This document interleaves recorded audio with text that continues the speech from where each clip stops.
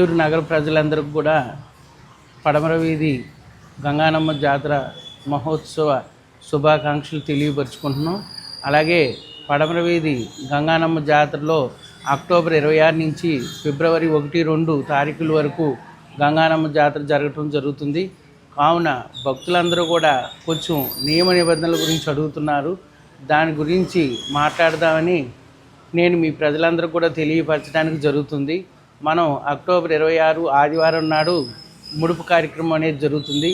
ఆ రోజు ప్రజలందరూ కూడా వంగాయగూడెం మహాలక్ష్మమ్మ గుడి దగ్గర ఆది మహాలక్ష్మి అమ్మవారి సన్నిధానంలో ముడుపు కార్యక్రమం. ఆ రోజున అమ్మవారికి జలాభిషేకం, తదుపరి పసుపు కుంకాలు, అమ్మవారి కథ చెప్పటం, ముడుపు కట్టడం జరుగుతుంది. ఆ రోజు నుంచి కూడా మనం అక్టోబర్ 26 నుంచి మొదలు కూడా పుట్టినరోజులు కానీ, గృహప్రవేశాలు కానీ, శుభకార్యాలు కానీ, అలాగే పెళ్ళిళ్ళు కానీ ఏ కార్యక్రమాలు చేయటానికి ఈ ఊరి యొక్క ముందు నుంచి ఆచారం ఉంది కాబట్టి ఎటువంటి శుభకార్యాలు చేయటానికి వర్తించదు. అలాగే పూజా కార్యక్రమాల్లో విశేషమైన వ్రతాలు, నోములు అనే కార్యక్రమాలు కూడా ఏమీ చేయకూడదు. అమ్మవారికి ప్రతినిత్యం కూడా నిత్యదీపం పెట్టుకొని అమ్మవారికి గంగానమ్మను తలుచుకోవటం, ధూపం వేసుకోవటం, ఇంటికి వేపాకు పట్టుకోవటం, అలాగే అమ్మవారికి సద్ది నైవేద్యం, పాల పొంగలి, చనివిడి, వడపప్పు, పానకం ఇవ్వటం జరగాలి. అలాగే ఉద్యోగస్తులు కూడా అడుగుతున్నారు. మేము మరి ఉద్యోగ నిమిత్తం హైదరాబాదు, బెంగళూరు, పొరుగురులో ఉండటం జరుగుతుంది. మరి మాకేమైనా ఇబ్బందులు ఉన్నాయా, మాకు ఏమైనా నియమ నిబంధనలు ఉన్నాయా అంటున్నారు.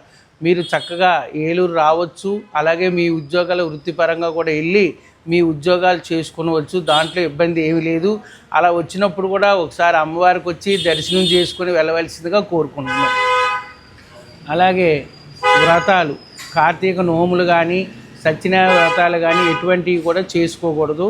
ఎందుకంటే ఈ 4 దిక్కులు కూడా అమ్మవారి గ్రామంలో ప్రతి గడప గడపకు కూడా అమ్మవారు రోజు కూడా నగర సంచారం జరుగుతుంది కాబట్టి కావున అమ్మవారినే ఎక్కువగా మనసులో అంతరాత్మగా కూడా మనం మనసావాచ కర్మణ క్రియ ఎలా అనుకుంటామో అలాగే అమ్మవారినే ఎక్కువగా నామస్మరణ జరుగుతూ ఉండాలి.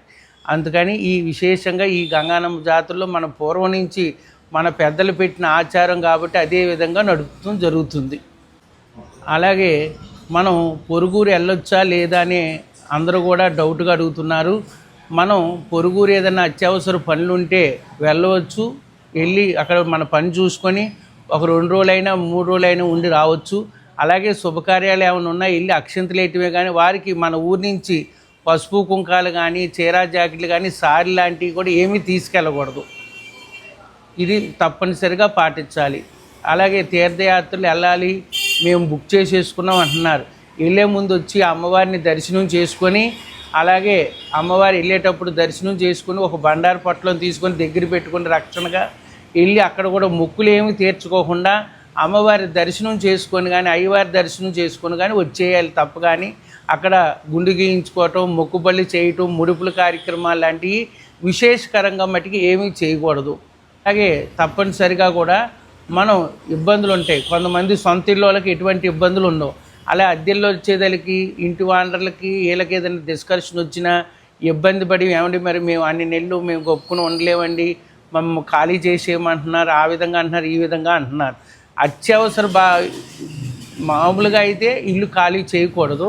కానీ అత్యవసరంగా ఇక మరీ పరిస్థితిలో బాగోపోతే మటుకి పాలు అనేది పొంగించుకోకుండా ఒక కొబ్బరికాయ కొట్టి అద్దింట్లోకి వెళ్ళవచ్చు. ఇది తప్పనిసరిగా ఈ నియమాలని తప్పనిసరిగా పాటించవలసిందిగా కోరుకుంటున్నాం.